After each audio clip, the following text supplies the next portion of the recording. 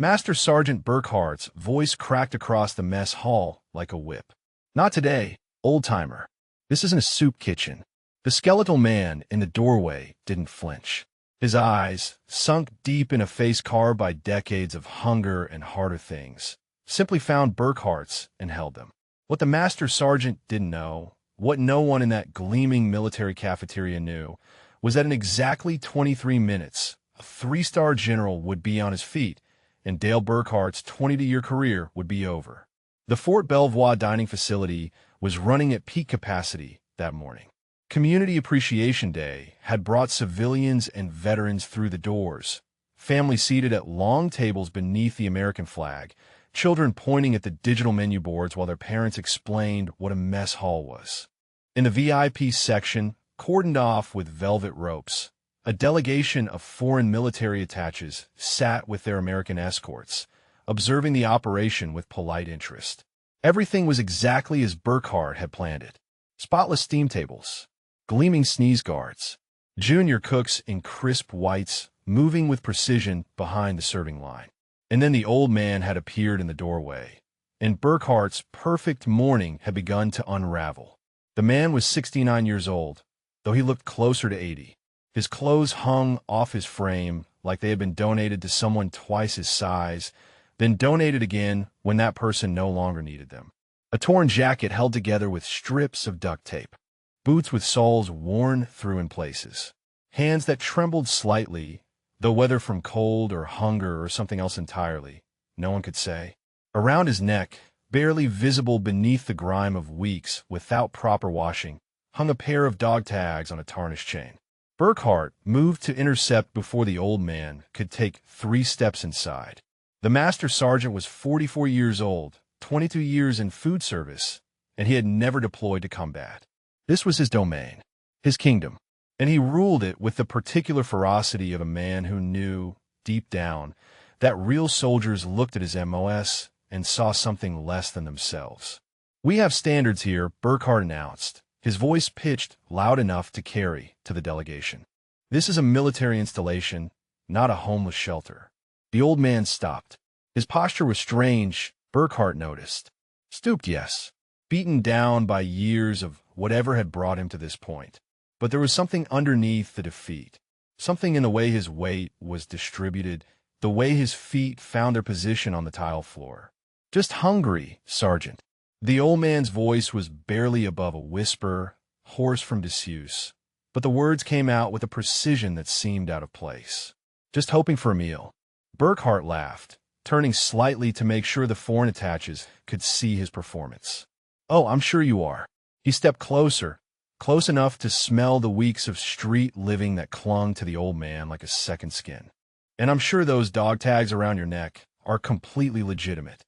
Probably picked them up at a surplus store for what, $5? $10? The old man said nothing. His hand did not move toward the tags. His expression did not change. He simply stood there, absorbing the insult the way stone absorbs rain. If you're watching this story from anywhere in the world, we would love to know where you're joining us from. Drop a comment below telling us your city or country. You might know someone like this old man, someone whose hunger is not just for food, but for recognition of what they gave. Stories like this happen every day in mess halls and shelters and street corners across America. Now, let us continue. Burkhart was warming to his audience now. The junior cooks had frozen at their stations, spatulas and ladles suspended in mid-motion. Civilians at nearby tables had stopped eating, their attention drawn to the confrontation unfolding near the entrance. Even the foreign delegation had paused their conversation, watching with expressions that ranged from discomfort to something harder to read. "You know what I think?" Burkhart continued, circling the old man slowly. "I think you saw the sign outside. Community Appreciation Day. Free meals for veterans. And you thought, here's my chance. Put on some dirty clothes, grab some fake tags, and get yourself a hot breakfast on Uncle Sam's dime." The old man's eyes tracked Burkhart's movement. There was something in those eyes that should have given the Master Sergeant pause, something that didn't match the rest of him. But Burkhart was too deep into his performance to notice. "I have seen 100 men like you," Burkhart said. 1,000, all claiming they served. all claiming they sacrificed. And you know what they really are? He leaned in close. Thieves, stealing valor from men who actually earned it. The old man's voice came soft but clear. I earned mine, Sergeant. Burkhart's face twisted into a sneer. Sure you did. Let me guess. Special forces, right? That is what they always say. He turned to address the room, arms spread wide. They're always special forces. Never a cook. Never a clerk. Always some secret squirrel operator whose records are conveniently classified. Behind the serving line, a woman in her late 30s had set down her spatula. Sergeant First Class Maria Santos had been listening to this confrontation with growing unease. Something about the old man was pulling at her memory. The way he stood, the economy of his stillness. Her grandfather had served in Vietnam, and he had told her stories her entire childhood. Stories about men who moved differently. Men who had seen things that didn't exist on any official record. Santos watched as Burkhart grabbed the old man's arm, meaning to steer him toward the door. The sleeve of that ruined jacket rode up just slightly, and in that moment, Santos saw something on the old man's forearm, faded almost to invisibility. A tattoo that made her blood run cold. But something in the way the old man stood, something in the economy of his stillness, made Sergeant First Class Maria Santos set down her spatula and look closer. Because her grandfather had told her about tattoos like that. About men who wore coordinates on their skin. About missions that never happened in countries where American soldiers never officially set foot. And if she was right about what she was seeing, then Master Sergeant Dale Burkhart had just made the worst mistake of his entire career. The smell of institutional food hit Elias Thorne like a fist to the chest, and suddenly he was not standing in a mess hall in Virginia anymore. He was 26 years old, crouched in the red dirt of a firebase that did not exist on any map, and Staff Sergeant Jerome Washington was handing him a can of Creations with that slow smile that made everything feel like it was going to be okay. They called Jerome Prophet because he always seemed to know what was coming. He could read the jungle the way other men read newspapers, sensing ambushes before they materialized, finding paths through terrain that should have been impassable. He was the team leader of RT Copperhead, Recon Team Copperhead, and he had kept his men alive through 46 missions across the fence into Laos and Cambodia. 46 times, they had walked into places where American soldiers were not supposed to be. 46 times Prophet had brought them home. Eat up, Switchblade, Prophet said, settling down beside him on the sandbags. Tomorrow we go back out. Command says there's a supply route they need eyes on. Trail watchers spotted movement 3 days ago. Elias took the can. Ham and lima beans. Nobody's favorite, but after 3 days in the bush eating nothing but what you could carry, it tasted like salvation. Around them, the rest of RT Copperhead was scattered across the firebase, catching what rest they could before the next insertion. Danny Reyes, call sign Compass, was cleaning his weapon with the obsessive focus he brought to everything. The man could navigate through triple canopy jungle in complete darkness and come out exactly where he intended. Thomas McAllister, Spark, was hunched over the radio, running diagnostics, making sure their lifeline to extraction would work when they needed it. William Patterson, Boom, was telling some terrible joke to Marcus Green, Shadow, who was pretending not to laugh while he checked the perimeter one more time. 6 men, 3 Americans, and 3 indigenous teammates who had fought beside them for 2 years. They had bled together, killed together, saved each other's lives so many times that the dead had become meaningless. They were not just a team. They were brothers in a way that men who have never walked into the killing dark cannot understand. Prophet watched Elias eat, his dark eyes carrying that weight they always carried. You know why I call you Switchblade, he said. It was not a question. Because I am quick and quiet, Elias answered. The nickname had been earned on their 8th mission, when an NVA patrol had stumbled onto their position and Elias had neutralized 3 enemy soldiers in under 4 seconds without making a sound. Prophet shook his head slowly. That is part of it, but that is not why. He leaned closer, his voice dropping. I call you Switchblade because when everything goes wrong, you are the blade that cuts us free. You are the one who gets us out. Elias did not know what to say to that. He was the youngest member of RT Copperhead, 26 years old, 3 tours already behind him. He had volunteered for MaxSog because he wanted to be part of something that mattered. What he had found was a family. "Promise me something," Prophet said. His voice had changed. There was something underneath it that Elias had never heard before. Something that sounded almost like premonition. If something happens out there, if things go bad, you get the others out. No matter what. Every man comes home. That is the only rule. The memory shattered like glass as Burkhart's voice cut through. "Are you even listening to me, old man?" Elias blinked. The firebase was gone. Prophet was gone. 43 years had passed since that conversation, and Elias had spent every single day of those years carrying the weight of a promise he had failed to keep. His hand moved unconsciously to the photograph in his pocket. 6 faces, young and immortal and utterly unaware of what was coming. The picture had been taken by a journalist who had promised to send copies to their families. 3 weeks later, 5 of those faces would be dead. The journalist had kept his promise. Elias had not. Burkhart was still talking, still performing for his audience, but Elias was not hearing the words anymore. He was hearing helicopter rotors. He was hearing the scream of an RPG tearing through metal. He was hearing Prophet's voice over the radio, calm even as the Huey came apart around them. "Switchblade, get clear. Get the others out. Every man comes home." But Elias had been thrown from the helicopter on impact. He had landed in elephant grass 30 meters from the crash site. And by the time he had fought his way back through the burning wreckage, there was no one left to save. He had stayed with their bodies for 18 hours. He had held Prophet's hand as the blood cooled and the jungle grew quiet around them. He had whispered promises to dead men that he knew he would spend the rest of his life trying to keep. "I am sorry," he said, though whether he was speaking to Burkhart or to the ghost that never left his side, even he could not say. Burkhart laughed. The sound was ugly and loud and designed to humiliate. "Oh, you're sorry." He turned to the watching crowd. "You hear that? The faker is sorry. Maybe he is sorry for wasting our time. Maybe he is sorry for disrespecting every real veteran who actually served." Elias's fingers traced the worn edges of the photograph through the thin fabric of his pocket. He had carried that picture through 4 decades of wandering, through shelters and underpasses and VA waiting rooms where his paperwork was always lost, through winters that nearly killed him and summers that baked the concrete beneath his body. He had carried it because it was the only proof that RT Copperhead had ever existed, the only proof that he had once belonged to something worth dying for. The dog tags around his neck were not his alone. One set bore his own name. The other bore the name Jerome Washington. Prophet had pressed them into Elias's hand in those final moments, blood bubbling from his lips. "Take them. Remember us.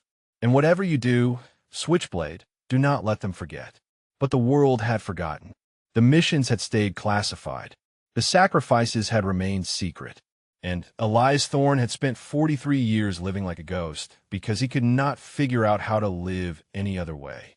Every time someone offered help, he heard Prophet's voice asking why he deserved comfort when his brothers were rotting in the ground. Every time he tried to rebuild, he felt the weight of 5 men who would never get the chance. He had walked 12 miles to get to this mess hall, not because he expected kindness, not because he thought anyone would care, but because today was March 14th, the anniversary, and every year on this date, Elias tried to find a military installation where he could sit among soldiers and pretend, just for a moment, that he still belonged. Burkhart grabbed his arm again, harder this time, fingers digging into the wasted muscle beneath the jacket sleeve. "I said move, old-timer. We don't need to call the MPs." But something had changed in the old man's posture. Something subtle but unmistakable. His spine had straightened almost imperceptibly. His weight had shifted to the balls of his feet. And his eyes, those sunken, exhausted eyes that had seen too much and forgotten too little, had gone cold and flat and utterly still. Behind the serving line, Sergeant First Class Maria Santos felt her heart stop, because she had seen that look before, in photographs, in her grandfather's eyes when he talked about the men he had served with, the look of someone who had walked through hell and learned how to live there. And in that moment, Watching the transformation ripple through the broken old man's body, Santos became absolutely certain that Master Sergeant Dale Burkhart had no idea what kind of fire he was playing with. Burkhart felt the shift in the old man's body and released his grip instinctively. For just a moment, something flickered across the Master Sergeant's face. Something that might have been doubt, but he had committed too publicly to back down now. The foreign delegation was watching. His junior cooks were watching. Half the mess hall had stopped eating to observe the confrontation. Dale Burkhart had built his entire career on control, on dominance, on making sure everyone in his domain knew exactly who was in charge. He could not afford to show weakness in front of an audience. So he doubled down. "You know what your problem is," Burkhart said, circling the old man like a predator that had not yet realized it was facing something far more dangerous than prey. "Your problem is you think putting on a costume makes you something." He gestured to the torn jacket, the duct tape repairs, the boots worn through to nothing.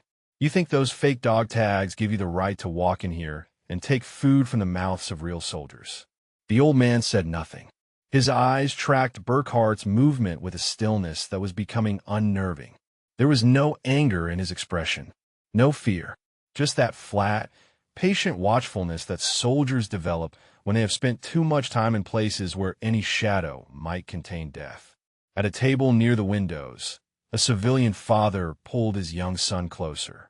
Something about this confrontation had shifted from uncomfortable to something else entirely.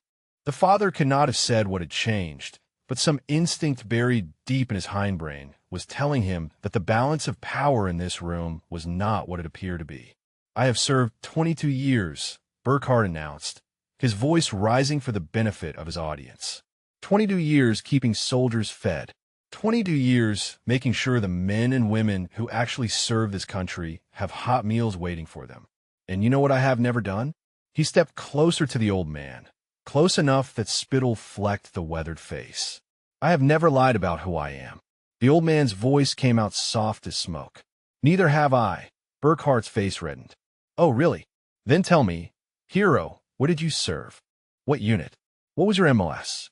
He was shouting now, playing to the crowd, certain of his ground, because men like this always crumbled when you pressed them for details. Men like this always had stories that fell apart under scrutiny. The old man was quiet for a long moment. When he spoke, his voice carried that same whisper-soft precision, but there was something underneath it now, something that sounded like 43 years of grief compressed into a handful of words. "CCN," he said, "Command and Control North. Military Assistance, Command Vietnam, Studies and Observations Group. Recon Team Copperhead. 3 tours across the fence. 47 missions into Laos and Cambodia." His eyes met Burkhart's, and the Master Sergeant felt something cold slide down his spine. "I was a point man, Sergeant. I walked into the dark so that men like you could sleep safe." Burkhart laughed, but the sound came out wrong. Forced, brittle, Maxog, right? He turned to the delegation, spreading his arms. "You hear that? Now he's claiming to be special operations. Next he will tell us he was at the Sante raid." But the foreign attaches were not laughing. One of them, a colonel from the Republic of Korea, whose own special forces had worked alongside American SOG teams during the war, had gone very still.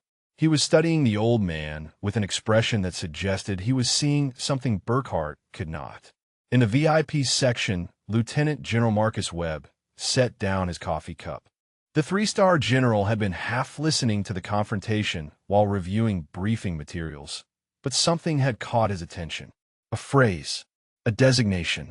He turned in his seat, his eyes finding the skeletal figure in the torn jacket, and felt the first stirring of recognition. Santos had moved to the edge of the serving line, close enough now to see the old man's forearm clearly. Burkhart's grab had pushed the sleeve up, and what she saw there made her breath catch in her throat. The tattoo was faded almost to invisibility, decades of sun and weather having worn it down to a ghost of what it had once been. But she could make out the shape, a coiled snake over crossed arrows, numbers that looked like coordinates, and beneath them, 5 sets of initials arranged in a row. Her grandfather's voice echoed in her memory. "The SOG boys were different, Maria. You could see it in their eyes. They had been to places that did not exist, done things that would never be acknowledged, and they carried it with them forever. Santos had grown up on those stories.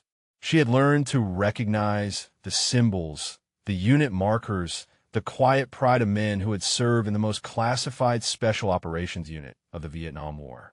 And she knew, with a certainty that made her hands tremble, that the tattoo on the old man's arm was not something you could buy at a surplus store. It was not something you could fake.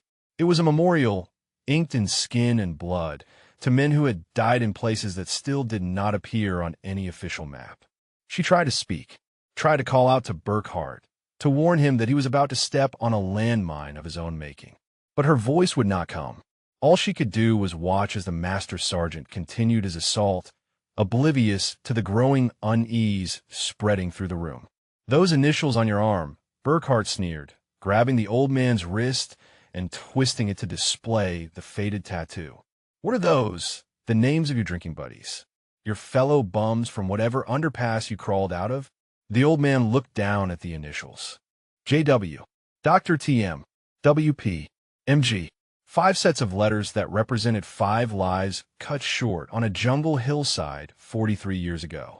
When he looked back up at Burkhardt, there was something in his eyes that made the master sergeant release his grip and take an involuntary step backward. "Those are the names of my brothers," the old man said. His voice had not risen. If anything, it had grown quieter, but it carried through the silent mess hall like thunder. "They died in my arms, and I've carried them every day since." The room had gone completely still. Even the children had stopped fidgeting, sensing something in the air that their young minds could not name, but their instincts recognized. Santos was crying silently behind the serving line. The Korean attaché had risen from his seat, and Lieutenant General Marcus Webb was walking toward them, his face set in an expression that promised consequences. But Burkhardt could not see any of it. All he could see was an old homeless man who was making him look foolish in front of important people. All he could feel was his authority slipping away. And so he made the decision that would define the rest of his life. "I do not believe a word of it," he said loudly. "And I am calling the MPs to remove this fraud from my mess hall." He reached for the old man's dog tags, meaning to rip them away as proof of the deception he was certain he would find. His fingers closed around the tarnished metal. And everything changed. The moment Burkhardt's fingers touched the dog tags, Elias Thorne was no longer standing in a mess hall in Virginia. He was back in a jungle, and the air was thick with smoke and the screaming of twisted metal. March 14th, 1970. Operation Prairie Fire. The insertion had gone wrong from the first moment.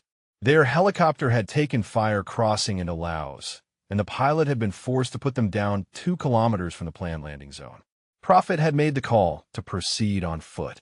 The target was a supply cache that intelligence believed was feeding weapons to 3 NVA regiments. RT Copperhead had been chosen because they were the best.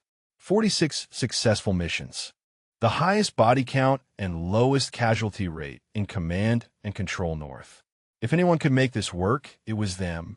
They had found the cache. They had planted the charges. And they had been 30 meters from the extraction point when the world came apart. Elias could still hear the sound of the RPG leaving its launcher, a distinctive whoosh that he had learned to fear in his first tour and had never stopped fearing since. The rocket had struck the Huey's tail rotor just as it was flaring to pick them up. The helicopter had spun once, twice, and then it had come down on top of them like the fist of an angry god. The impact had thrown Elias clear. He had landed in elephant grass, his rifle gone, his radio smashed, blood streaming from a gash in his forehead. For a moment he had lain there, stunned, watching the black smoke climb into the sky. Then he had heard Prophet's voice on the emergency frequency, weak and broken, but still giving orders. "Switchblade, if you can hear me, get clear. Get to the alternate extraction point. Get the others out." But there were no others. Compass had been crushed beneath the helicopter's fuselage. Spark had been thrown into a tree with enough force to break his spine. Boom and Shadow had been inside the Huey when it came down, their bodies so tangled with the wreckage that Elias would spend 18 hours trying to free them. And Prophet had been alive when Elias reached him. alive and conscious and utterly calm, even with the shrapnel buried in his chest and the blood pooling beneath him faster than any field dressing could stop. "You came back," Prophet had whispered. His dark eyes had found Elias's face, and despite everything, he had smiled. "I told you to get clear. I am not leaving you." Elias had pressed his hands against the wounds, knowing it was useless doing it anyway. "None of you. Every man comes home. You said it yourself." Prophet had reached up with a bloody hand and gripped Elias's wrist. "Listen to me." His voice was fading, each word costing him something he could not afford to spend. "You survived. That is not an accident. That is not a mistake. You survived because someone has to remember." He had pressed his dog tags into Elias's palm. The metal was slick with blood, warm from Prophet's body heat. "Take them. Remember us. Tell our stories. And whatever you do, Switchblade, do not let them forget what we gave." Elias had held Prophet's hand as the life drained out of him. He had sat in the wreckage of that helicopter for 18 hours, surrounded by the bodies of his brothers, waiting for an extraction that seemed like it would never come. He had talked to them, apologized to them, promised them things that he would spend the next 43 years failing to deliver. When the rescue team finally arrived, they had found him curled around Prophet's body, still holding his hand, whispering the names of the dead like a prayer. The doctors said it was a miracle he had survived. The debriefers said it was a tragedy that the rest of the team had not. The commanders said the mission was classified, the sacrifices would remain secret, and Elias Thorne should be proud of his service to his country. But Elias did not feel proud. He felt hollow. He felt like something essential had been carved out of him and left behind in that jungle clearing. He had been discharged with honors, with medals, with a folder full of commendations that he could never show anyone because the operations they described had never officially happened. And then he had started walking away from the VA hospitals that wanted to fix what could not be fixed, walking away from the families of his fallen brothers because he could not bear to see their faces, walking away from every chance at a normal life because Prophet and Compass and Spark and Boom and Shadow would never have normal lives, so why should he? 43 years. 43 years of carrying 5 men on his back. 43 years of waking up in the night, reaching for a rifle that was not there, calling out names that no one would answer. 43 years of believing that he did not deserve warmth or comfort or kindness because the men who had earned those things were rotting in the ground. And now this cook was touching Prophet's dog tags with his soft, uncalloused hands. Elias moved without thinking. His hand closed around Burkhart's wrist with a grip that made the master sergeant gasp. The motion was fast, precise, the kind of speed that comes from a lifetime of training that the body never forgets, no matter how many years of hunger and hardship try to strip it away. "Remove your hand," Elias said. His voice was quiet, controlled, but there was something underneath it that made Burkhart's face go pale. "Remove your hand from my brother's tags." Burkhart tried to pull away, but the old man's grip was iron. How was this possible?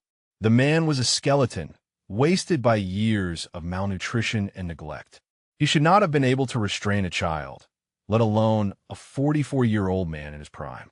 But Elias Thorne had once carried a wounded teammate 4 kilometers through hostile jungle with 3 bullets in his leg.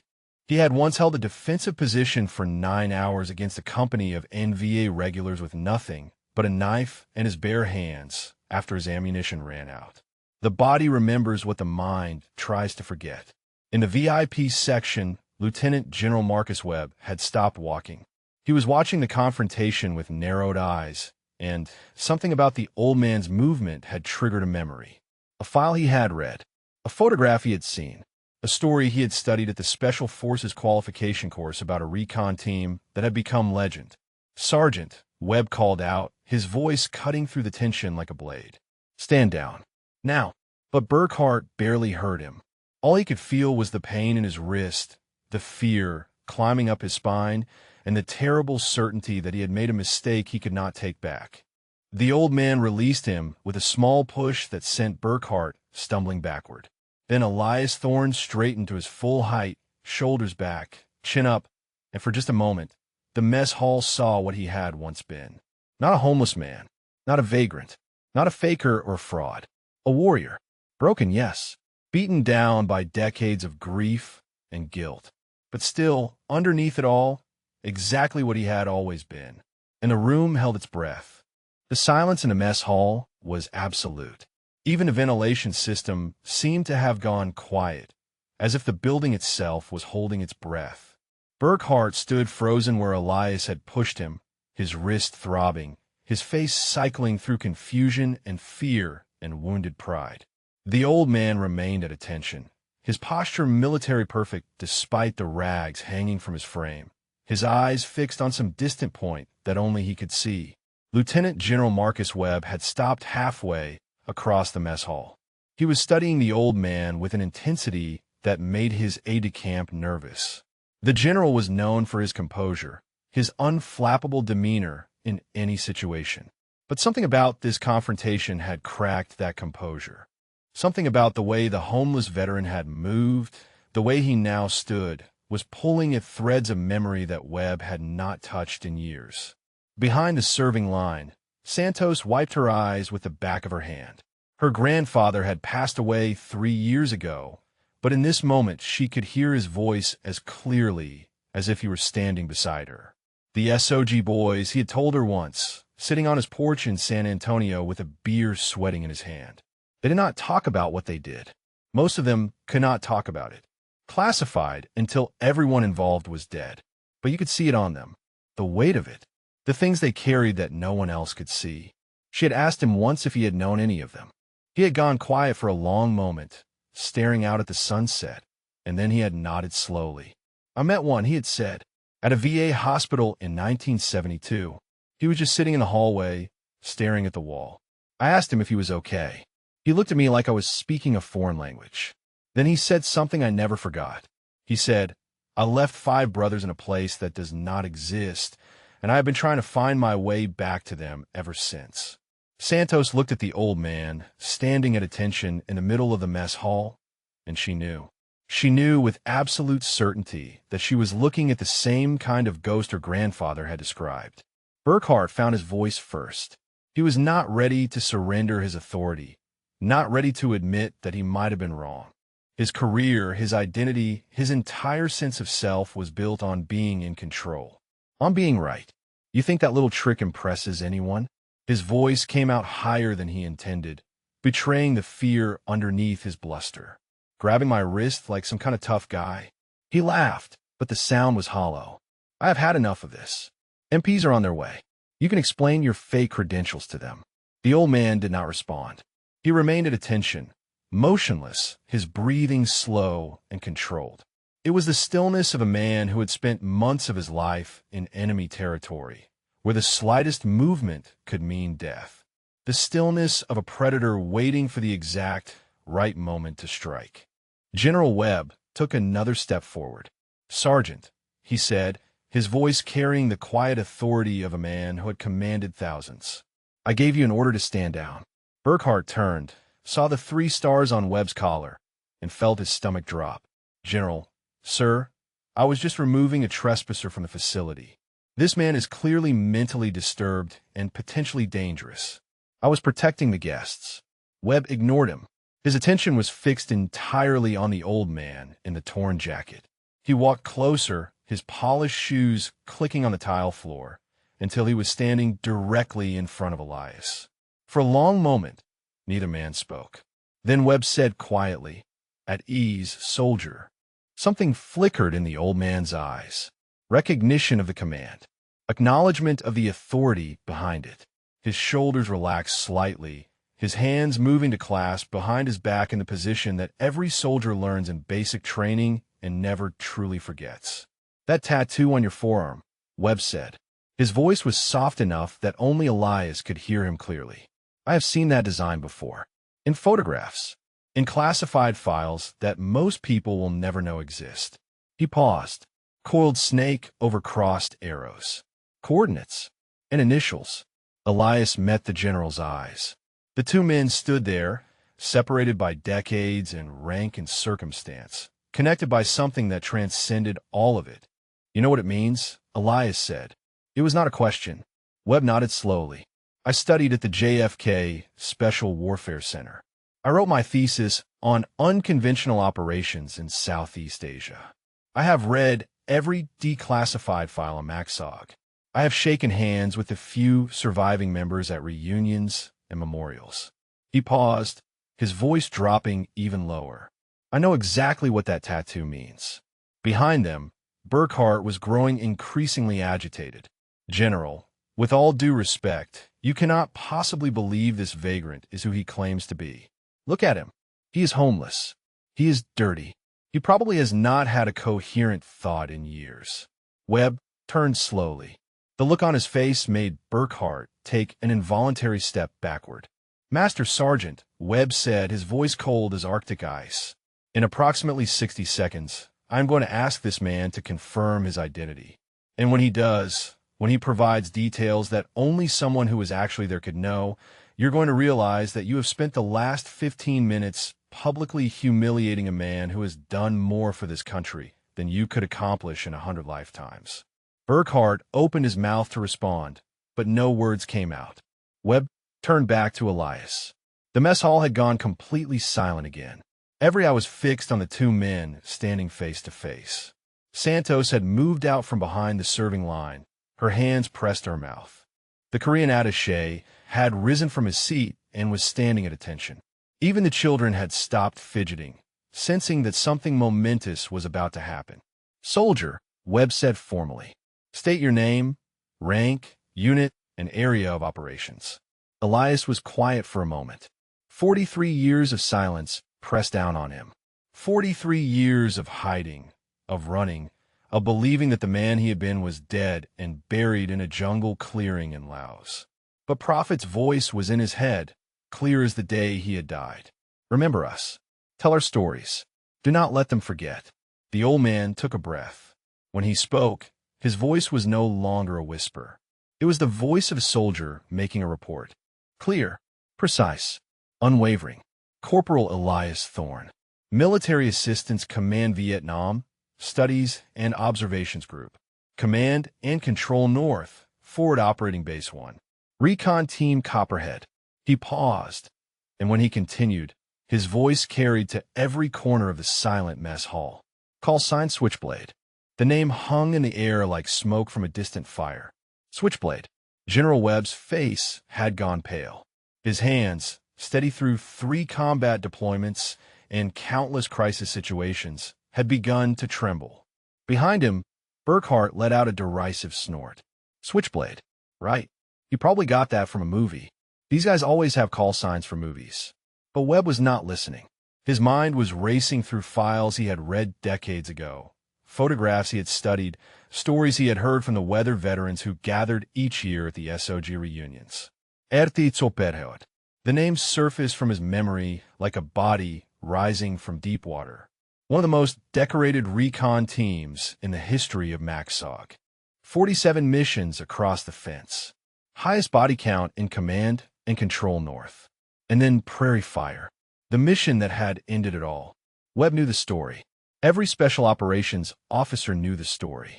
It was taught at Fort Bragg, at the JFK Special Warfare Center, at every school where men learned the brutal calculus of unconventional warfare. RT Copperhead had been inserted in Laos to locate and destroy a major supply cache. They had accomplished their mission. And on extraction, their helicopter had been shot down. 5 men killed. 1 survivor. The survivor had never been publicly identified. The mission had remained classified for decades. But the story had become legend in the special operations community. The lone operator who had stayed with his team's bodies for 18 hours, fighting off enemy patrols, refusing extraction until every one of his brothers could be brought home with him. Webb's voice came out as a whisper. Prairie Fire, March 1970. Elias nodded slowly. His eyes had taken on a distant quality, as if he was seeing something beyond the walls of the mess hall. March 14th. We went in at 0347. Insertion point was 2 clicks south of the planned LZ because we took fire on approach. He paused, and when he continued, his voice carried the flat precision of an after-action report. We located the cache at 0612. Planted charges. Began extraction at 0715. Webb was nodding along, recognizing details that matched the classified files he had studied. Around them, the mess hall had transformed into something like a courtroom. Every person present understood that they were witnessing something extraordinary, even if they did not fully understand what it was. The Huey came in at 0738, Elias continued. Call sign Dustoff 7. Pilot was a warrant officer named Hendricks. Good man. Steady hands. He took fire on approach, but he did not abort. He brought that bird in anyway, because that is what dust-off pilots did. Santos had moved closer, drawn by the quiet authority in the old man's voice. Tears were streaming down her face, but she did not bother to wipe them away. RPG hit the tail rotor at 0741, Elias said. His voice had not changed pitch or volume, but something in its quality had shifted. It was the voice of a man reciting a prayer he had repeated every day for 43 years. Bird went into a spin, came down hard. Impact threw me clear. He paused. His hand moved to the dog tags around his neck, fingers closing around the tarnished metal. I woke up in the grass 30 meters from the crash site. My rifle was gone. Radio was smashed. I could hear secondary explosions from the fuel tanks, and I could hear Prophet on the emergency frequency. His voice, still calm, still giving orders, even with the shrapnel in his chest. General Webb closed his eyes. He had read the transcripts of that radio communication. They were stored in a vault at Fort Bragg, preserved as an example of extraordinary leadership under impossible circumstances. Switchblade, Elias recited, his voice taking on a different cadence as he repeated words that had been burned into his memory for over 4 decades. If you can hear me, get clear. Get to the alternate extraction point. That is an order. He opened his eyes and looked directly at Webb. I did not follow that order, sir. I went back to the crash site. Compass was gone, crushed under the fuselage. Spark had been thrown into the trees. Boom and Shadow were still inside the bird. He swallowed hard, and Prophet was alive. Conscious. He had pulled himself halfway out of the wreckage with 3 pieces of shrapnel in his chest and a broken spine. The Korean attaché had removed his cap and was holding it over his heart. Several of the junior cooks had gathered at the edge of the serving line, their faces stricken. Even Burkhart had gone silent, the color draining from his face as the reality of what he had done began to dawn on him. I stayed with him, Elias said. I held his hand while he bled out. Took him 47 minutes to die. He talked the whole time, gave me orders, told me to remember the team, told me to tell their stories. He pressed his dog tags into my hand, and he said, "Do not let them forget, Switchblade. Do not let them forget what we gave." Elias's voice finally cracked. The first break in his composure since the confrontation began. I have carried his tags for 43 years. I have visited the wall every week when I could get to Washington. I have traced their names in the stone until my fingers bled. And I have never, not once, told anyone who I was or what we did. Because it was classified. Because it was secret. Because I made a promise to my country that I would take those missions to my grave. He looked at Burkhart, and there was no anger in his eyes. Only an exhaustion so profound that it seemed to have its own gravity. I did not come here to prove anything, Sergeant. I did not come here for recognition or respect. I came here because today is the anniversary. 43 years ago today, I watched my brothers die. And I thought maybe just this once, I could sit in a mess hall and eat a meal among soldiers and pretend that I still belonged somewhere. The silence that followed was absolute. Webb stood motionless, his face a mask of barely controlled emotion. Santos was openly sobbing now, one hand pressed her mouth. The foreign delegation sat in stunned stillness. And Burkhart, the master sergeant who had built his career on control and dominance and being right, looked like a man watching his entire world collapse. Then General Webb did something that no one in that mess hall expected. He reached up to his own chest, and with hands that still trembled slightly, he unpinned the 3 stars from his collar. He held them in his palm for a moment, looking down at them. Then he looked up at Elias. "Corporal Thorne," he said, his voice rough with emotion. "I have worn these stars for 4 years. I have commanded thousands of soldiers. I have been decorated by 3 presidents. But I have never done anything that comes close to what you did on that hillside in Laos. He took one step forward, then another, until he was standing directly in front of Elias. And then Lieutenant General Marcus Webb, 3-star general of the United States Army, snapped to attention and raised his hand in a salute. Elias stared at the general's salute as if he had forgotten what it meant.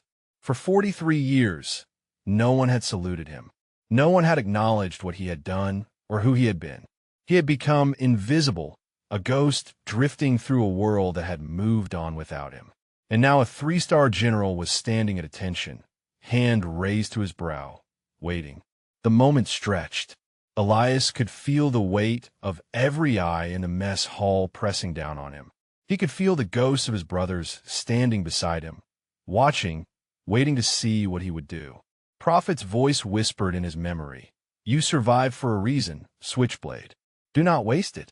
Slowly, as if his arm weighed 1,000 pounds, Elias raised his hand and returned the salute. The gesture broke something loose in the room. The Korean attaché snapped to attention and saluted. Then the other foreign officers followed, one by one, rising from their seats and rendering honors to the skeletal man in the torn jacket. Santos straightened behind the serving line, her hand coming up in a gesture that was technically improper for her position, but felt absolutely right. The junior cooks followed her lead. Even the civilians seemed to understand that something sacred was happening. Several of the veterans in attendance rose to their feet, some saluting, others simply standing with their hands over their hearts. Webb held his salute for a long moment, then slowly lowered his hand. "At ease, Corporal," he said softly. "You have earned that much and more." Elias let his arm fall to his side.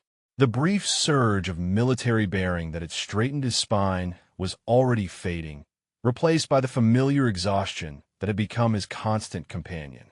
He swayed slightly on his feet, and Webb's hand shot out to steady him. "What did you last eat?" Webb asked quietly. His voice held no judgment, only concern. Elias had to think about it. The days blurred together when you lived on the streets. "Tuesday," he said finally. "Maybe Wednesday. There was a church that gave out sandwiches." That was 4 days ago. Webb's jaw tightened. He turned to the frozen cooks behind the serving line. "I want a full hot meal on my table in 5 minutes. The best you have. Move." The kitchen erupted into motion. Santos was the first to grab a plate, her hand shaking as she loaded it with food. Scrambled eggs, bacon, hash browns, toast, fresh fruit. She piled it high, adding more than any single person could reasonably eat, as if she could make up for years of hunger with one meal. Webb guided Elias toward the VIP section, one hand under his elbow for support. The crowd parted before them like water before the bow of a ship. Burkhart stood frozen near the entrance, his face ashen, watching the impossible scene unfold. General Burkhart called out, his voice cracking. "Sir, I did not know. How could I have known?" He looked like a man who had walked into a glass door, stunned and bleeding from wounds he could not see. Webb did not break stride. "We will discuss your conduct later, Master Sergeant. For now, you will remain silent and out of the way. Consider that an order." Burkhart's mouth opened and closed, but no sound came out. He shrank back against the wall as the procession passed him. The VIP section had been transformed. The foreign attaches had rearranged their seating, leaving the place of honor at the head of the table empty. As Webb led Elias toward it, the Korean colonel stepped forward and pulled out the chair.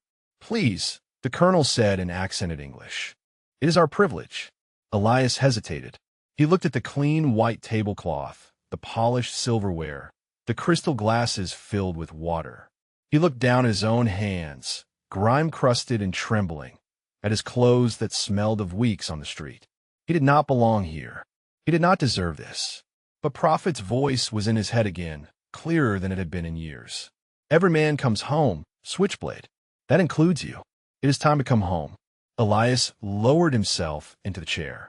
The cushion was soft beneath him, softer than anything he had sat on in years. His body ached from the simple act of sitting in a real chair at a real table like a real person. Santos arrived with a plate of food. She set it down in front of him with trembling hands, then stepped back, not trusting herself to speak. The eggs were still steaming. The bacon glistened. The smell hit Elias like a physical force, and his stomach cramped painfully, reminding him just how empty it had been for how long. He did not move. He stared at the food, as if it might disappear, as if this might all be a dream that would dissolve the moment he tried to touch it. "Eat," Webb said gently, settling into the chair beside him. "That is an order, Corporal." Elias picked up the fork. His hand was shaking so badly that he could barely control it. He scooped up a small portion of eggs and raised it to his lips. The taste exploded across his tongue. Huh, savory, real. He closed his eyes, and for a moment he was back at FOB1, sharing creations with Prophet and Compass and Spark and Boom and Shadow. He could hear their laughter. He could feel their presence around him. And for the first time in 43 years, the memory did not hurt. The tears came without warning. They spilled down his weathered cheeks and dripped onto the white tablecloth, but Elias did not try to stop them. He just sat there, fork in hand, weeping silently while the food grew cold in front of him. No one spoke. No one moved. The entire mess hall sat in reverent silence as a broken old man wept for brothers who had been dead for 4 decades. And in that silence, something began to shift. Something that had been frozen for 43 years began, slowly, to thaw. Santos was the first to move. She walked around the table and, without asking permission, sat down in the chair on Elias's other side. She did not touch him. She did not speak. She simply sat there, close enough that he could feel her presence, letting him know that he was not alone. One by one, others followed. The Korean colonel took a seat across from them. Webb's aide-de-camp sat down. A civilian veteran in his 70s, wearing a faded army cap, rose from his table and walked over to join them. Within minutes, the VIP section was full of people who had gathered around a homeless man, like family gathering around a long-lost relative. And Elias Thorne, callsign Switchblade, sole survivor of RT Copperhead, sat at the center of them all and let himself be seen for the first time in 43 years. The meal lasted 2 hours. Elias ate slowly, his shrunken stomach protesting against the sudden abundance of food. Between bites, he talked. At first the words came haltingly, rusty from decades of disuse. But as the people around him listened without judgment, without interruption, the stories began to flow. He told them about Prophet's leadership, how the man could read a jungle trail the way a scholar reads a book. He told them about Compass's uncanny navigation, how Danny Reyes had once led them 12 kilometers through triple canopy forest in complete darkness and emerged within 10 meters of their extraction point. He told them about Spark's humor, how Thomas McAllister could make them laugh in the middle of a firefight with some terrible joke that had no business being funny. He told them about Boom's loyalty, how William Patterson had once carried a wounded indigenous teammate for 6 hours rather than leave him behind. He told them about Shadow's quiet competence, how Marcus Green had covered their rear through 100 ambushes and never once let an enemy get behind them. He told them about the missions, the supply caches destroyed, the prisoners rescued, the intelligence gathered at costs that would never be publicly acknowledged. He told them about the fear that never went away, the brotherhood that made the fear bearable, the pride of serving with the finest soldiers he had ever known. General Webb listened with the focused attention of a man hearing a piece of history that had never been properly recorded. He asked questions occasionally, clarifying details, filling gaps in his own understanding of operations that had remained classified for decades. The Korean colonel nodded along, recognizing tactics and terrain from his own nation's experiences in the war. Santos sat quietly, absorbing every word, thinking of her grandfather and the stories he had never been able to tell. At one point, Webb excused himself to make a phone call. He stepped away from the table, speaking quietly into his cell phone, his face serious. When he returned, his expression had changed.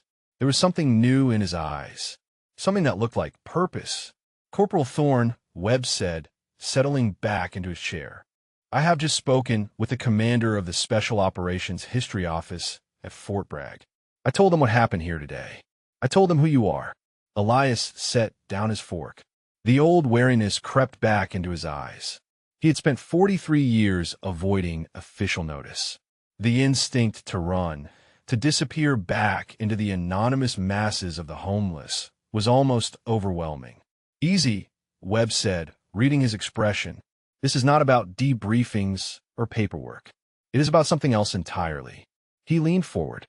"The SOG veterans have an association. They hold reunions every year. They have been trying to locate the surviving members of RT Copperhead for decades." He paused. "They thought you were dead." The words hit Elias like a physical blow. They thought he was dead. For 43 years, the men who had served alongside teams like his had believed that the sole survivor of Prairie Fire had not survived at all. He had been a ghost in more ways than one. "There are men who want to meet you," Webb continued. "Men who served in CCN around the same time. Men who remember RT Copperhead's reputation.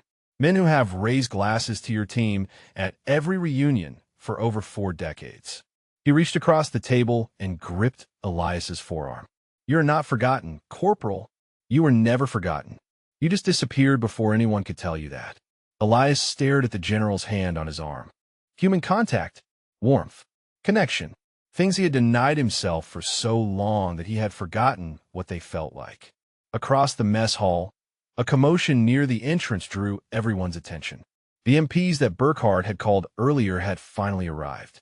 2 young soldiers in uniform, hands resting uncertainly on their belts, stood in the doorway, surveying the scene. They had been dispatched to remove a trespasser. What they found instead was a 3-star general sitting at a table with foreign military attaches, all of them focused on a homeless man who was clearly the center of attention. The senior MP, a staff sergeant with 10 years of service, assessed the situation with a practiced eye. He noted the general's stars, the foreign officers, the crowd of people gathered around the VIP section. He noted the master sergeant standing alone against the wall, looking like a man attending his own funeral. And he made a decision. "General Webb, sir," the MP said, approaching cautiously. "We received a call about a disturbance. Is there a situation here that requires our assistance?" Webb looked up. His expression was calm, but there was steel underneath it. "There is no disturbance, Staff Sergeant. What we have here is a long overdue homecoming." He gestured toward Burkhart. "However, you may escort Master Sergeant Burkhart to my aide's office. He will be waiting there until I have time to address his conduct personally." Burkhart's face went gray. "General, please. I made a mistake. I do not know who he was. How could anyone have known?" Webb rose from his chair. His full height seemed to fill the room. "That is precisely the point, Master Sergeant. You did not know. You could not have known. And yet you chose to humiliate this man publicly, to mock his service, to attempt to remove him from a facility where he had every right to be." He stepped closer to Burkhart, his voice dropping to a register that made everyone within earshot uncomfortable. "You did not treat him as a potential faker. You treated him as less than human. And that is unacceptable regardless of who he turned out to be." Burkhart opened his mouth to respond, but Webb cut him off. "Every veteran you encounter on the street, every man or woman who looks broken and beaten down, could be carrying a weight you will never understand.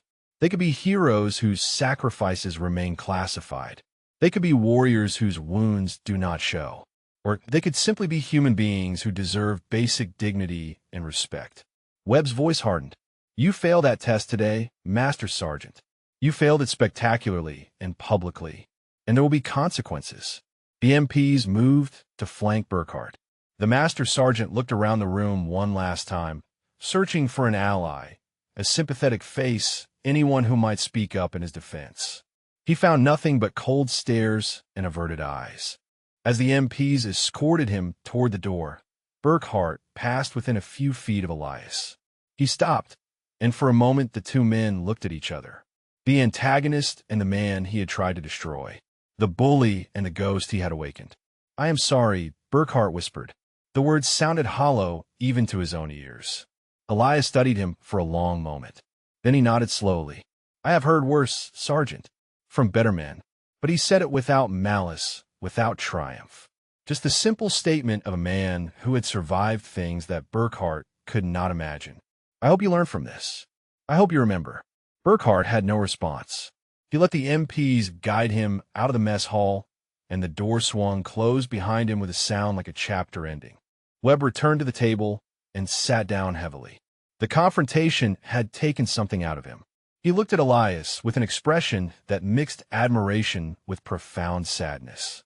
"What happens now?" Elias asked. His voice was stronger than it had been an hour ago. The food, the company, the simple act of being seen and acknowledged had begun to work changes in him that he did not yet fully understand. Webb smiled. It was the first genuine smile Elias had seen from him.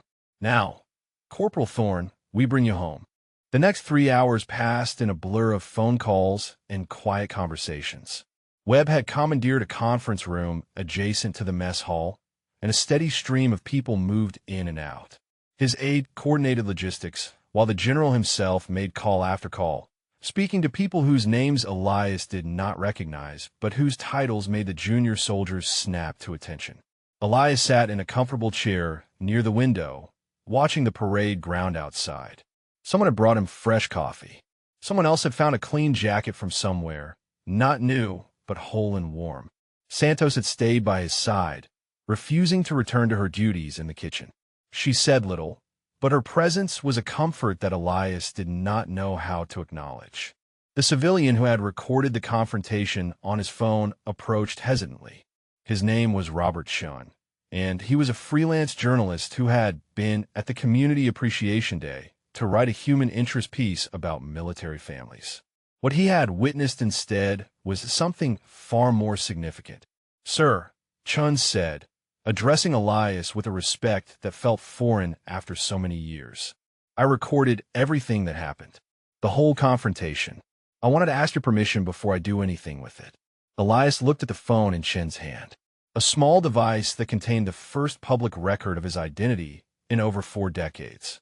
He thought about the silence he had maintained, the anonymity he had clung to, the reasons he had stayed hidden for so long. Then he thought about Prophet's last words. "Do not let them forget. You can share it," Elias said quietly. "But not for me. For them." He touched the dog tags around his neck.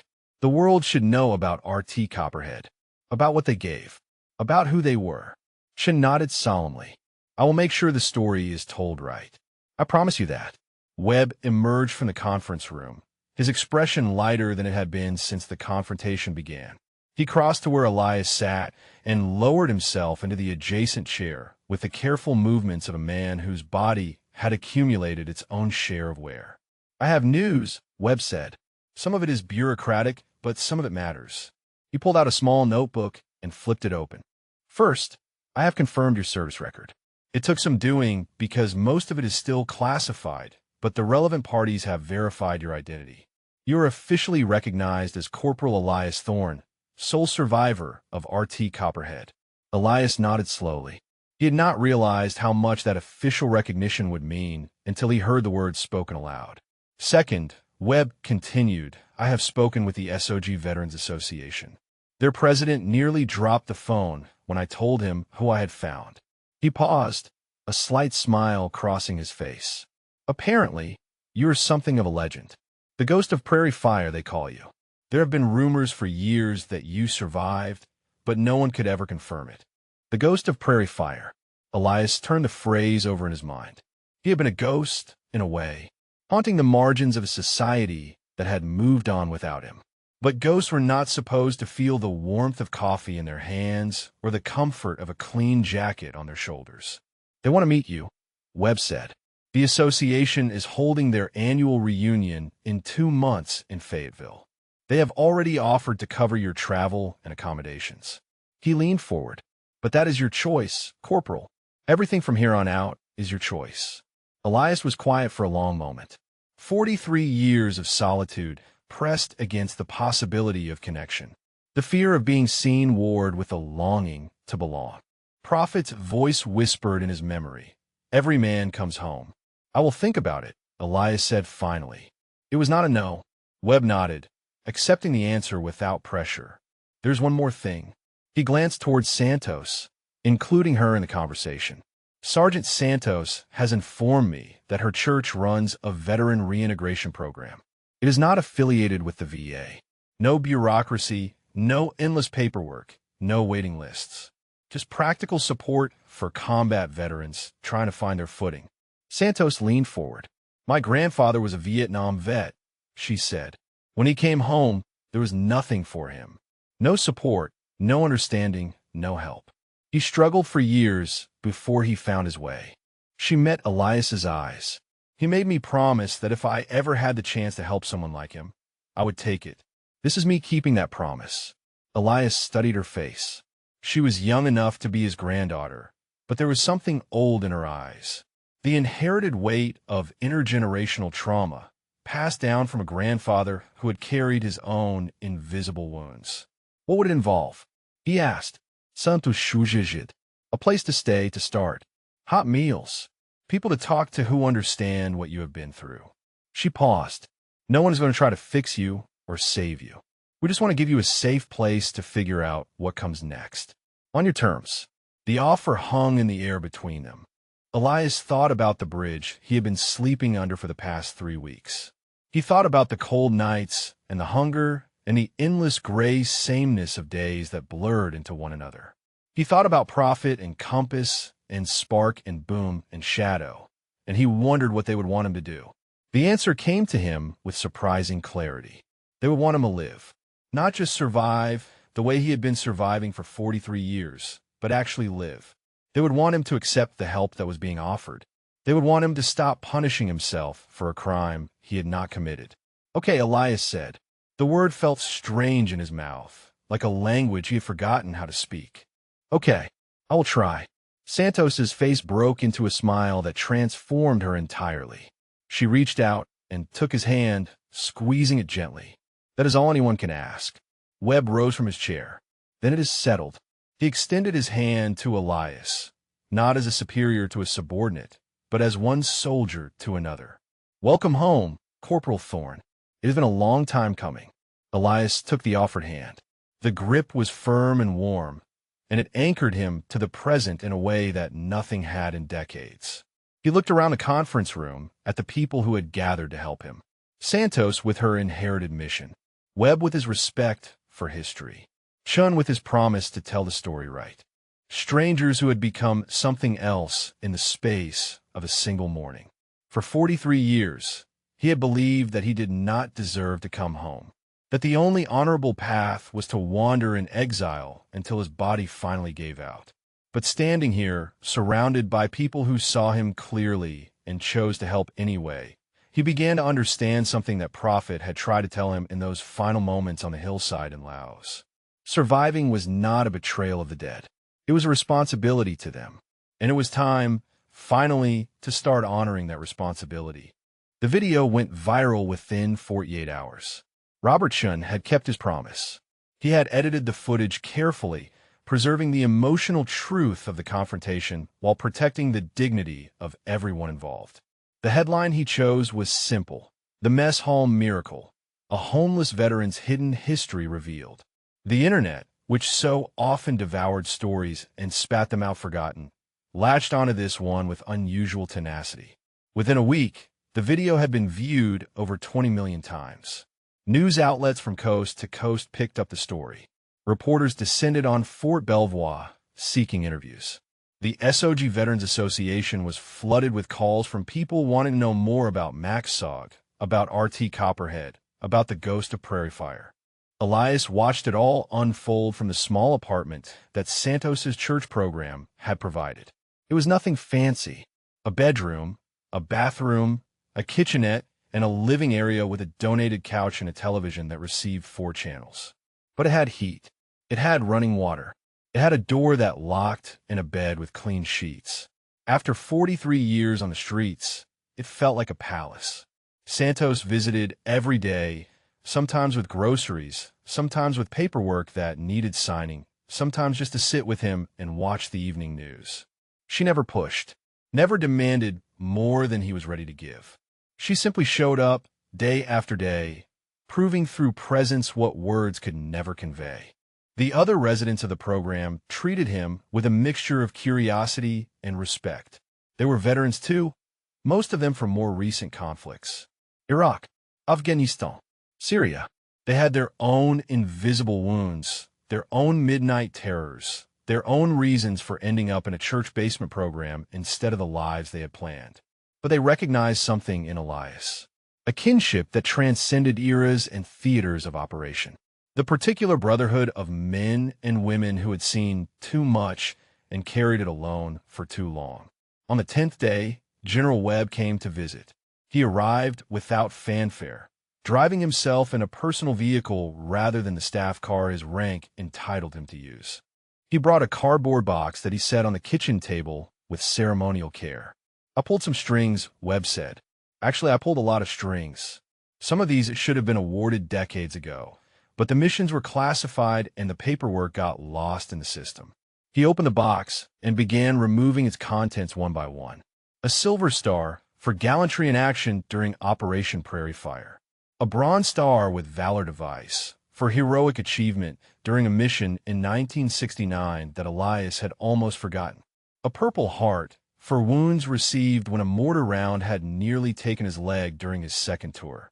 And beneath them, carefully preserved in plastic sleeves, a stack of commendations and certificates that documented a career of extraordinary service that had never been officially acknowledged. Elias stared at the medals spread across his kitchen table. He had never cared about decorations. The men who served in SOG rarely did.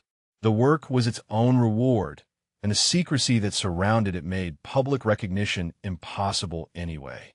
But seeing them now, tangible proof that his sacrifices had been recorded somewhere, that someone had known and remembered, stirred something in his chest that he had not felt in decades. "There's one more thing," Webb said. He reached into his jacket pocket and produced a small velvet box. "This one is new. I submitted the recommendation myself, and it was approved faster than anything I have ever seen move through the Pentagon." He opened the box. Inside, nestled in white satin, was a Distinguished Service Cross, the second highest military decoration for valor, awarded only for extraordinary heroism in combat. "For your actions on March 14th, 1970, Webb said formally. "For remaining with your fallen teammates under enemy fire for 18 hours. For refusing extraction until their bodies could be recovered. For conduct above and beyond what any soldier could be expected to give." He paused, his voice thickening. "The citation will read that you displayed extraordinary heroism in direct combat with an armed enemy. But we both know it was more than that. You showed loyalty that defied reason, courage that defied survival instinct, love that defied death itself." Elias reached out and touched the metal with trembling fingers. The metal was cold and smooth, but it seemed to pulse with a warmth that had nothing to do with temperature. "I did not stay for a medal," he said quietly. "I stayed because I could not leave them. They were my brothers." Webb nodded. "I know. That is exactly why you deserve it." They sat together in silence for a long moment. Outside, the sounds of the city filtered through the thin walls. Traffic, voices, the ordinary music of a world that kept spinning regardless of the dramas playing out within it. "The reunion is in 6 weeks," Webb said finally. "The association has arranged everything. Hotel room, transportation, meals. All you have to do is show up." Elias had been thinking about the reunion constantly since Webb first mentioned it. The prospect of meeting other SOG veterans, men who had walked the same trails and carried the same burdens, was both terrifying and magnetic. He had been alone with his memories for so long. The idea of sharing them with people who might actually understand was almost too much to comprehend. "What they're disappointed?" Elias asked. The question had been gnawing at him for days. What if they expected some kind of hero, and all they find is a broken old man who spent 4 decades hiding under bridges? Webb leaned forward. "Corporal Thorne, I have met dozens of SOG veterans over the years, attended their reunions, listened to their stories." He shook his head slowly. "Every single one of them is broken in some way. That is what the war did. That is what the secrecy did. That is what carrying classified trauma for half a century does to a human being." He met Elias's eyes. "They will not be disappointed. They will be grateful. Grateful that you survived. Grateful that you are finally coming home. Grateful that RT Copperhead will have a living voice to speak for it. Elias looked at the medals on the table, at the Distinguished Service Cross in its velvet box, at the stacks of commendations that documented missions he had almost convinced himself he had imagined. Prophet had told him to remember, to tell their stories, to make sure the world did not forget. For 43 years, he had failed that mission. He had hidden. He had run. He had let the silence swallow everything. But maybe it was not too late. Maybe the mission could still be completed. Maybe the ghost of Prairie Fire could finally lay down his burden and become something else. A witness, a storyteller, a living memorial to 5 men who had died in a place that did not exist, doing things that would never be officially acknowledged, giving everything they had for a country that had barely known they existed. "I will be there," Elias said. His voice was stronger than it had been in decades. "I will be there for them. For Prophet. For Compass. For Spark. For Boom. For Shadow." He touched the dog tags around his neck. "I will tell their stories. All of them. For as long as I have breath to tell them." Webb smiled. It was the smile of a man watching something broken begin to heal. "Then let us get you ready, Corporal. You have a reunion to attend." The ballroom of the Fayetteville Marriott was filled with ghosts. Not the kind that haunted Elias in his dreams, but living ghosts.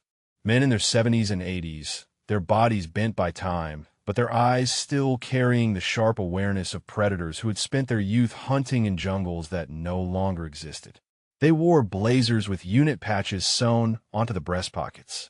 They greeted each other with handshakes that turned into embraces. They laughed too loud and felt silent too quickly, the way men do when they share memories that cannot be spoken aloud in polite company. Elias stood at the entrance of the ballroom, frozen. Santos had driven him down from Virginia, staying in an adjacent room at the hotel in case he needed support. Webb had offered to accompany him inside, but Elias had declined. This was something he needed to do alone. He was wearing new clothes for the first time in decades.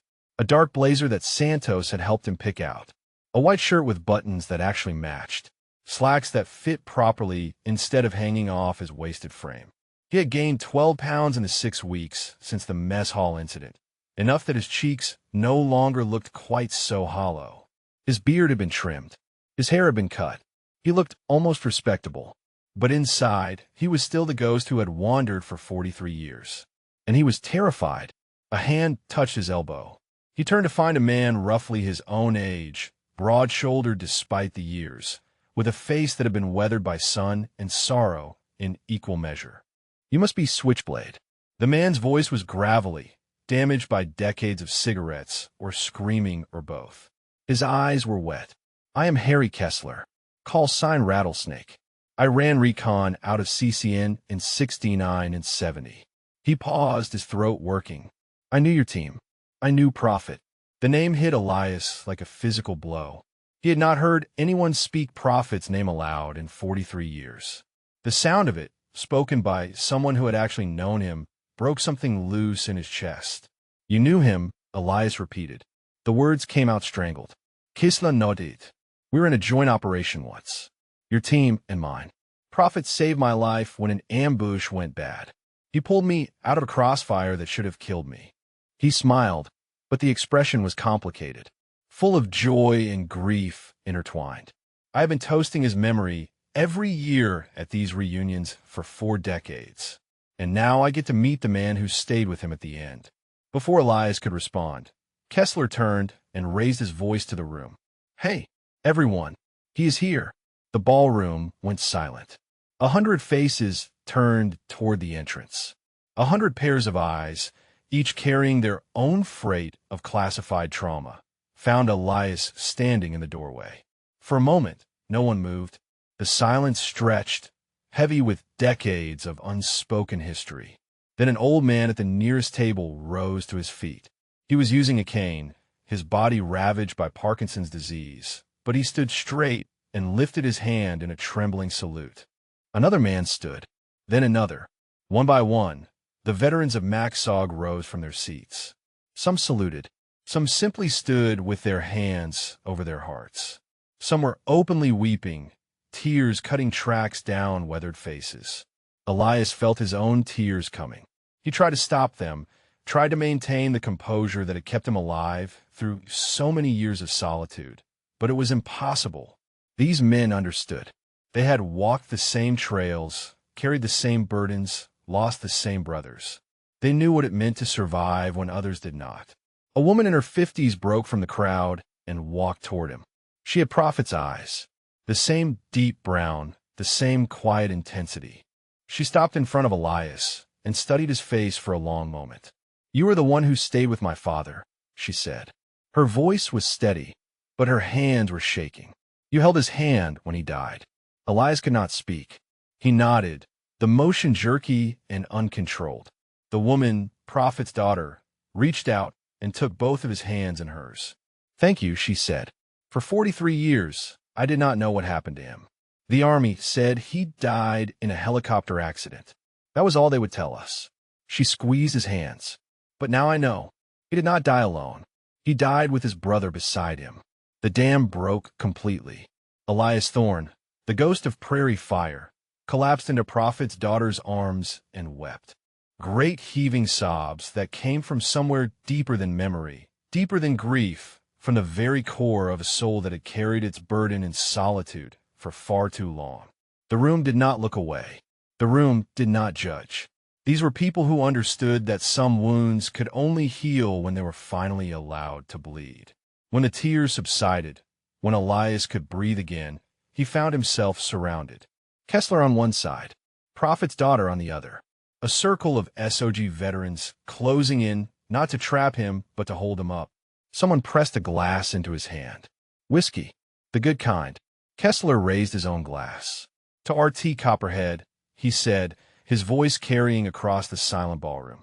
"To Prophet. To Compass. To Spark. To Boom. To Shadow. And to Switchblade, who carried them home in his heart for 43 years. To RT Copperhead," the room echoed. 100 voices speaking as one. Elias raised his glass with trembling hands. He thought of Prophet's last words. "Remember us. Tell our stories. Do not let them forget." He drank. The whiskey burned going down, but it was a good burn. A cleansing burn. When he lowered his glass, he found that the crowd had parted slightly. At the back of the room, a banner hung from the ceiling. It bore the coiled snake over crossed arrows, the symbol of Maxog. And beneath it, in letters large enough to read from across the ballroom, were 5 names. Staff Sergeant Jerome Washington, Specialist First Class Daniel Reyes, Sergeant Thomas McAllister, Corporal William Patterson, PFC Marcus Green, RT Zoperheot, present and accounted for. They were not forgotten. They had never been forgotten. And now, finally, their story would be told by the one man who had been there at the end. Elias straightened his shoulders. He wiped his eyes, and when Kessler asked if he would be willing to speak, to share his memories of the team with the assembled veterans, he did not hesitate. "Yes," he said. His voice was clear for the first time in decades. "Yes, it is time." 6 months later, Elias Thorne stood at the Vietnam Veterans Memorial on a cold March morning. The black granite wall stretched before him, 58,000 names etched into stone, each one representing a life cut short in a war that still haunted the nation's conscience. He had visited this place hundreds of times over the decades, always alone, always in the early hours when no one would see him tracing names with trembling fingers. Today was different. Today he was not alone. Santos stood beside him, her breath fogging in the chill air. Behind them, a small group had gathered. Harry Kessler and 3 other SOG veterans who had driven up from Fayetteville.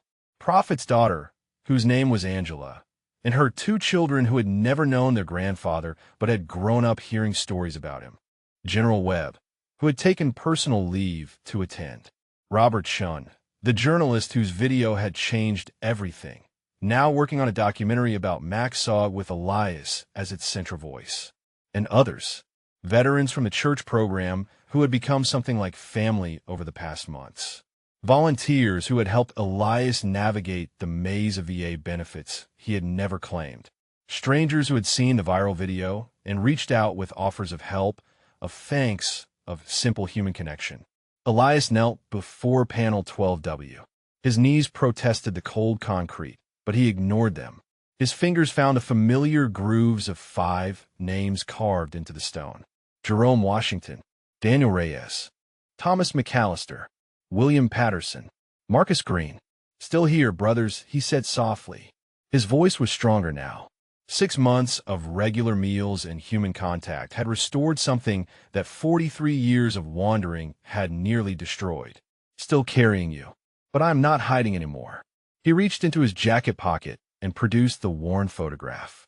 6 young faces staring back at him from half a century ago. He held it up so the names on the wall could see it. "I told them," he said. "I told everyone. Just like you asked, Prophet.